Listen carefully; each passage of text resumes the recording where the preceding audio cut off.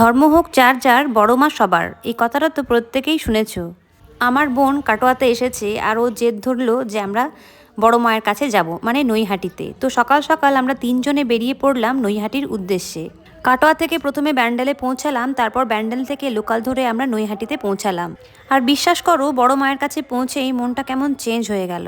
কেমনই যেন মনে হলো ভিতরে যত দুঃখ ছিল সব যেন গায়েব হয়ে গেছে। মনে হলো মায়ের কাছে তো পৌঁছে গেছি, আর দুঃখ কিসের।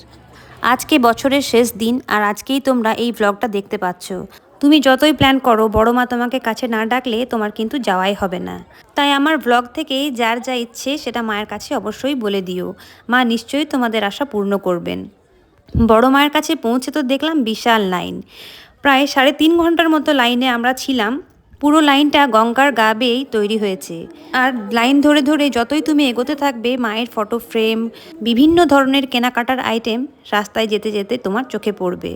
যারা বড় মায়ের কাছে যাওয়ার প্ল্যান করছো, বলে রাখি মন্দিরের কাছাকাছি প্রচুর দোকান আছে, ওখান থেকেই পুজো সামগ্রী নিও। আগের থেকে নেওয়ার কোনো দরকারই নেই। মন্দিরের ভেতরে এমন একটা অদ্ভুত শক্তি কাজ করছিল, ওখানে না দাঁড়ালে সেটা তুমি ফিল করতে পারবে না। মনে হচ্ছিল যেন মা স্বয়ং ওখানে উপস্থিত আছেন, আর প্রত্যেকের মনের কথা উনি শুনতে পাচ্ছেন।